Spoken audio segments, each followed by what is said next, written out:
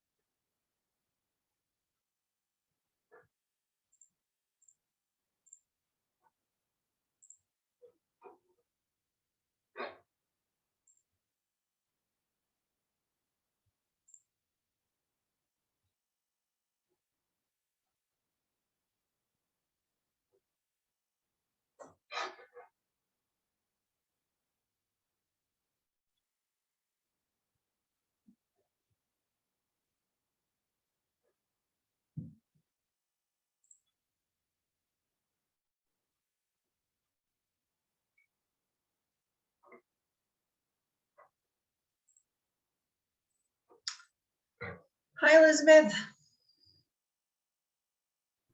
Hi, how are you? Good. How are you? Oh, pretty good. A little nervous. Oh, it'll be great. I hope so. So you're good to share your screen and everything? Yeah, I have the instructions here.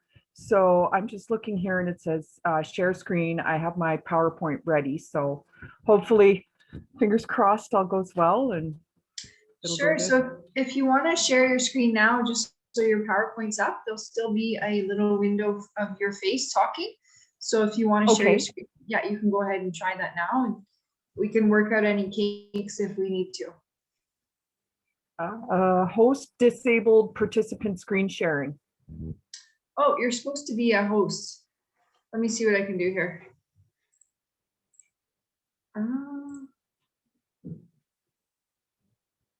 There we go. You're good. Okay. Oh, awesome. All right. Screen share. So this is my first time here. All right. And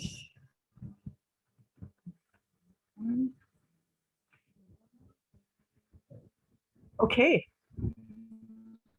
Can you see it? Yep. So then it's nice, nice Awesome. background. So as soon as you start your slideshow, it'll take over full screen. It'll take over full screen. Will they see my face? Yeah, if you want them to. Or Yep. it doesn't matter though. Like I can just talk through it and that's fine, right? Yep. You don't have to do anything else. Just when you start your slideshow, it will show the full screen. Okay. Okay. Yeah. Sounds good. Oh, we have a Now, do I welcome people? we have a participant, and she said she can see everything you and the screen is full. So that's good. Oh, okay. Okay. Yeah, so we'll start right at 1 o'clock. It's not quite time yet, but Okay. yeah. I'm just gonna turn my video I've got off. 28 slides, so Okay, no problem. hopefully it covers, everything. I tried to cover as much as I could. For sure. That looks great.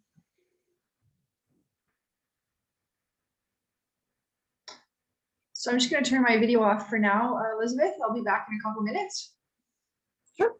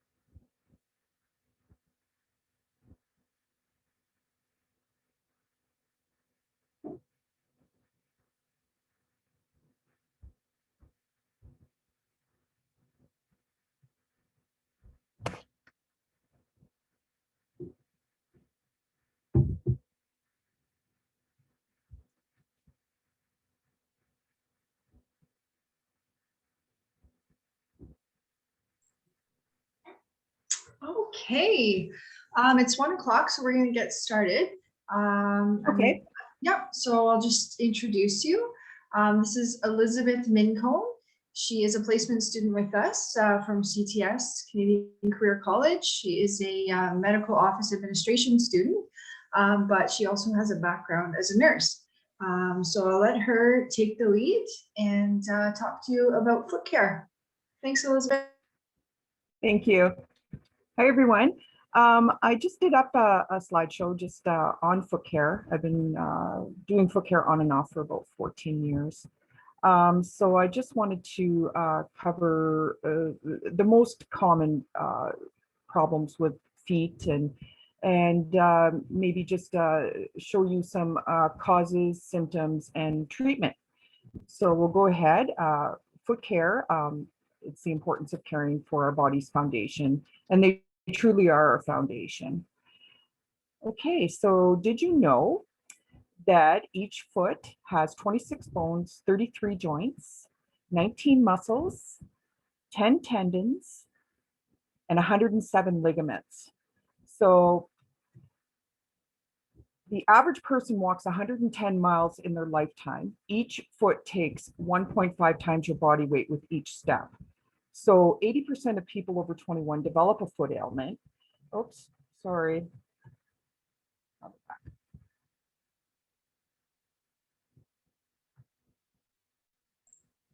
And women are 4 times more likely to have foot problems because I came across a lot of foot problems with women that wear heels on a regular basis. Basically, it's really hard on the feet. If there's any women out there who do wear heels, you know how grueling it can be on your feet. And it's really hard to find a set of heels that's actually comfortable. So I come across a lot of people that do have bunions and painful problems with their feet. Okay, foot care do's and don'ts. Do have your feet checked regularly by a foot care nurse and chiropodist. Keep your feet dry, especially between the toes. You can have skin breakdown when you're showering. Sometimes soap will pool in there, and it definitely eats away in between your toes, and it could cause a problem down the road with the skin breaking down, and you could have open sores and infection and a lot of other things that you don't want to deal with. Wear proper fitting shoes. That's the big thing. Nowadays, you can get shoes where you don't have to have that break-in period. You can actually put the shoes on and be comfortable in them and not have to deal with the pain of breaking in the shoes. And cut your toenails straight across. If you start digging in the sides, you're gonna have trouble with ingrown toenails. And then if the shoes aren't fitting properly, you're at a higher risk for ingrown toenails.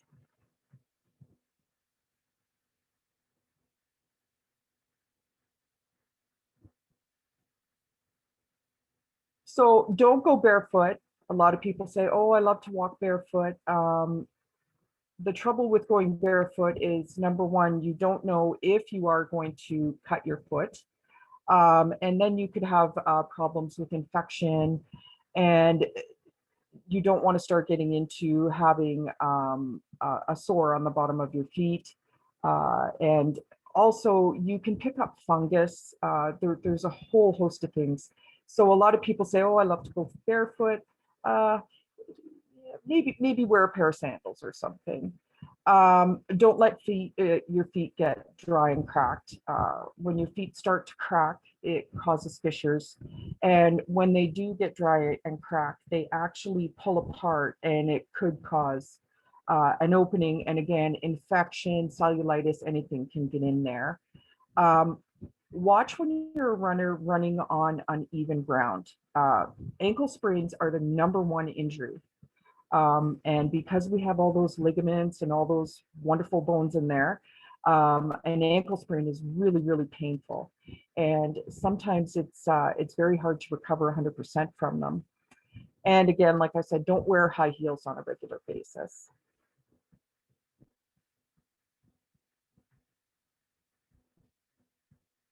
And we won't be there. Again, like I said, if you can get to a foot care specialist, it is good to see them on a regular basis, once every few months. It's just like seeing a dentist on a regular basis. Sometimes you might not pick up on a problem, and a foot care specialist has a a really good view of your feet, and they can tell you if you're starting to have nail troubles, and do preventative measures. So the common foot problems we have are athlete's foot, toenail fungus, bunions, diabetic neuropathy, ingrown toenails, plantar fasciitis, corns and calluses, and oh, I put plantar fasciitis twice. Sorry about that. So this is a shot of athlete's foot, pretty much what it's going to look like. So, and on the right, it would be my right, that is toenail fungus. So usually if you have athlete's foot, there's a good chance that that fungus is going to make its way under your nail. Nail fungus grows from the nail bed up.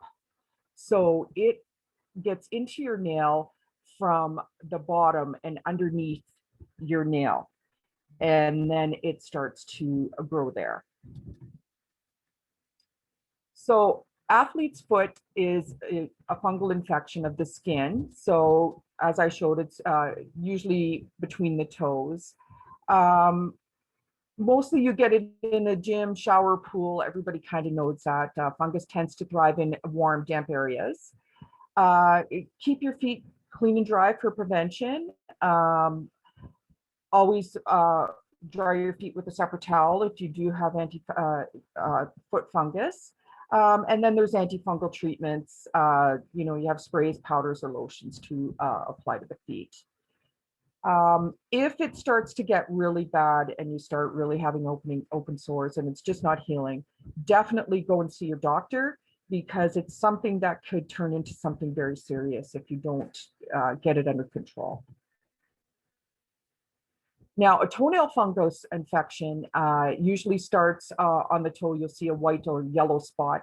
It's usually in one corner and it's closer to the front of the toe because the fungus enters through underneath the toenail at the front. So it's usually accompanied by athlete's foot. So if you're preventing athlete's foot, you do the same prevention for your toenails. You have to keep your feet dry, especially between your toes. There's prescription and non-prescription treatment for nail fungus. Once nail fungus sets in, it takes approximately 8 months to a year to get rid of it, even just to get it under control. Once it's set in, it is very difficult to get rid of. So prevention is the key. So we have 3 categories of treatment. You can have your topical treatment, which is your fungi nail and over-the-counter treatments that you can put on top of the nail and try and get it underneath the nail. You can take oral treatments. You can take pills like Lamazil or Sporanix. Sometimes with Lamazil, you really have to watch liver damage and side effects and things like that. So it's really important to talk with your doctor and weigh your options. Now, there's physical and light treatment. They can remove parts of the infected nail. And then you're still going to have to couple that with treatment, either topical or your oral. Lasers, there are new laser therapies coming out, and they do have a potential for treating the fungal infections, but they do have to be coupled with another treatment, either the topical or the oral. Bunions, our good buddy bunions. This is what happens with wearing heels, and it can be hereditary as well. So when you wear ill-fitting shoes or improper footwear for a long period of time, it will eventually cause bunions.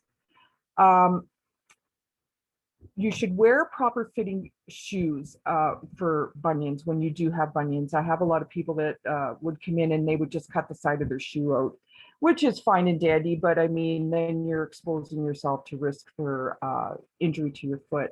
Always look for a shoe with a wide shoe, a deep toe box. You're going to have those toes crossing over. Surgery is an option. I've had people have surgery, but after about 5, 7 years, the bunions tend to come back. So basically, it's if you can handle the bunion, it's not interfering with your gait, you're not having really much pain with it. I would recommend just getting a really good pair of shoes where you have that room where they're snug, it's not rubbing, so you're not going to get a callus or a corn there. And that would be better than surgery. Surgery, there is a lot of recovery. It's quite painful. It does work, like I said, but about 80% of the time they do come back. Okay, diabetic neuropathy. What happens with diabetic neuropathy is the high blood sugar levels, they damage the nerves in the feet. So usually they've got numbness, tingling, pain in the feet. And what happens is you don't have sensation. Even with hot and cold, you have to check before you put your foot in the bath that it's not too hot. You really have to watch your skin integrity.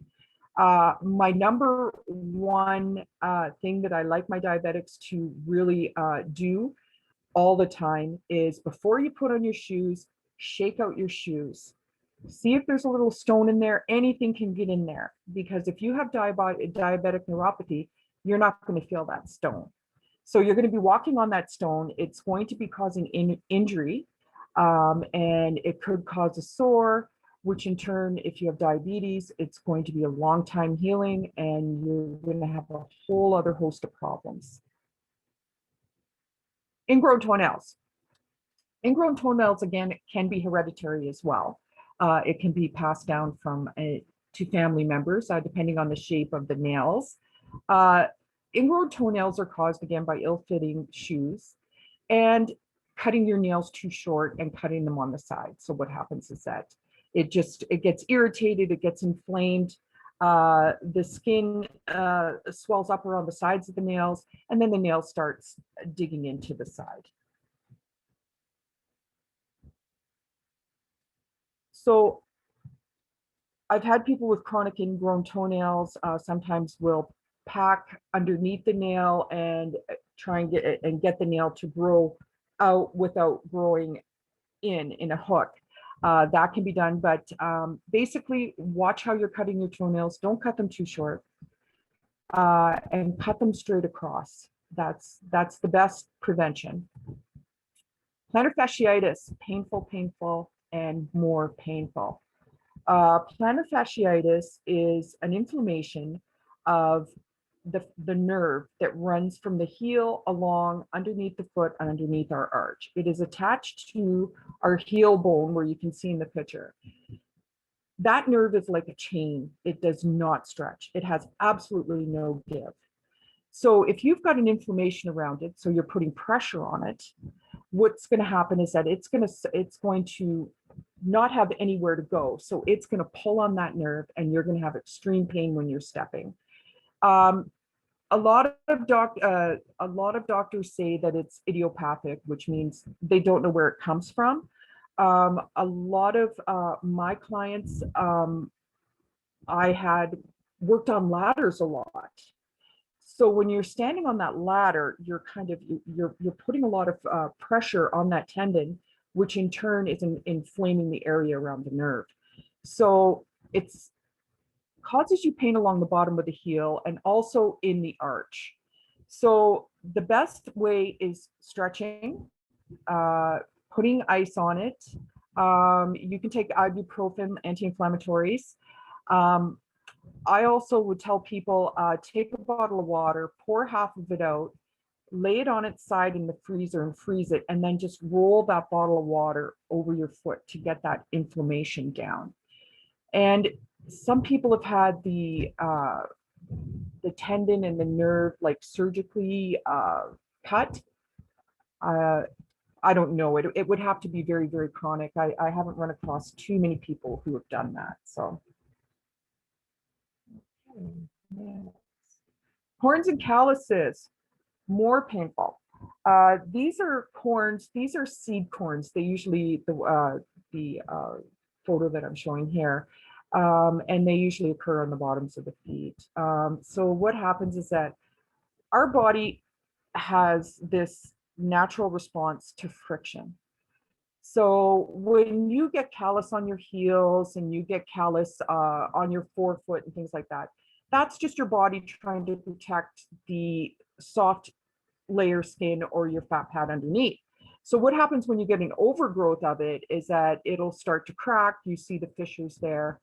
And what happens with corns, especially plantar corns, is maybe you'll have a little, it could be just a small piece of skin or something. It's almost like a grain of sand.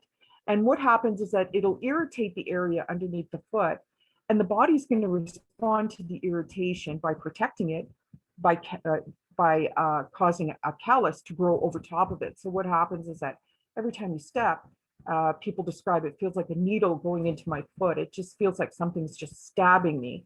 And that's what that's doing. It's the body trying to correct it, but in turn, it's making an overabundance of callus, which is causing the pain. So again, it's like repeated friction and rubbing. Some people I'll find, they say, oh, I went to the beach and I was walking on the sand and I can't believe how beautifully smooth my feet are, because the sand is actually, taking down that callus. Our feet actually have to have a certain amount of callus to protect them. So when people are trying to remove callus and corns on their own, be very wary of how far you go, because what's going to happen is that you're going to expose very soft skin and you're at risk for that skin splitting, you're at risk for infection. I always recommend that people just take a little bit off, always leave a little bit of callus, or go to somebody who has a Dremel who knows how to remove callus and corns. If we're talking about corn treatments, they do have over-the-counter treatments. What my problem is with it is that they do contain harsh chemicals that can break down the skin around it. It could cause basically a sore to start, and you're in more trouble. So I always recommend go to somebody, either a chiropodist, a foot care nurse, and have them treat the corn and have them take it down for you, and maybe put dividers in between your toes if you have a soft corn in between your toes. That's usually where they are. It's moist there. The seed corns, like I covered, they're small and they form on the bottom of the feet. And then the hard corns are usually on the side here. I'm sure a lot of you have seen them. So basically, just keeping them reduced to comfort is probably the best way to go. Oops. And the calluses, again, as I was explaining, you can use certain creams too. I always recommend Uromol. Be very small amount with it, like just be very stingy with it. There's a 10% and a 20%. I always advise to do the 10% and then just put a small amount in the area where you're having an overgrowth of callus. And I find that it keeps it under control.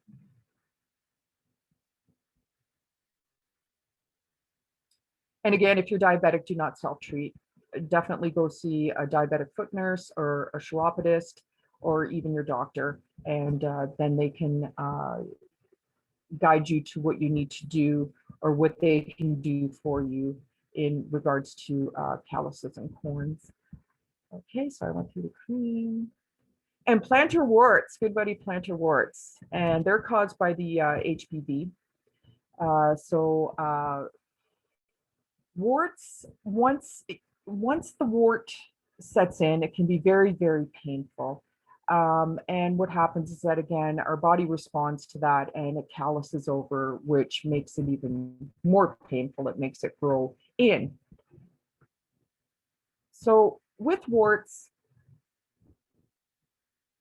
the treatment The treatment for warts is usually you have the over-counter medications where you put your wart medication on it, and it will burn it out. You just have to really, really watch, again, with the surrounding skin, that you're not breaking down good tissue, and then you're going to have an inflammation or an infection in the surrounding area and a wart. So it's most likely to affect children and teenagers, people with weakened immune systems, people who've had warts before, and people who walk barefoot, again, like in pool areas and things like that, where you can pick up the virus. So another thing that I wanted to say is that now they have the HPV vaccine. There have been cases where people who have chronic infection of plantar warts have received the HPV vaccine, and it's actually helped with the warts.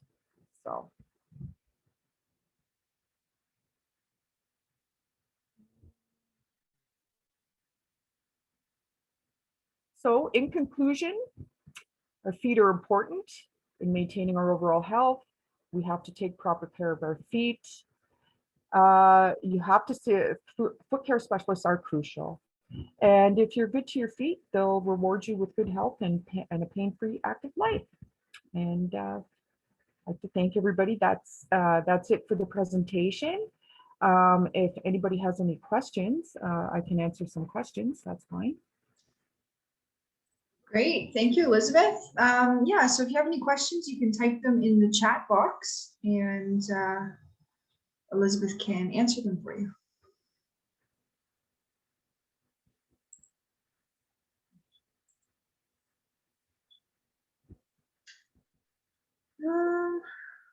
Doesn't look, oh, no questions, but very informative. Thank you so much.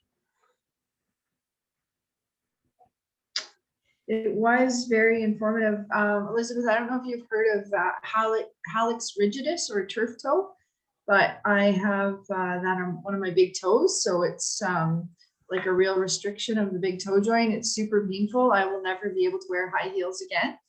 And you mentioned, I think you mentioned the amount of steps that somebody will take, or the miles somebody would walk in their lifetime. So every step that I take, that joint is affected, of course. So I just have to be really careful about what shoes I wear. Right. And I can't run anymore. It's too high impact. So your feet are no joke. They are so important, and you really have to take care of them. It's funny because I'll say, we don't pay attention to our feet until they hurt. And then when they hurt, we're like, oh, I should have paid closer attention, because now, even like with you now, you have that problem. Your gait is different. So you're walking differently. So it's affecting every part of your body as you go up.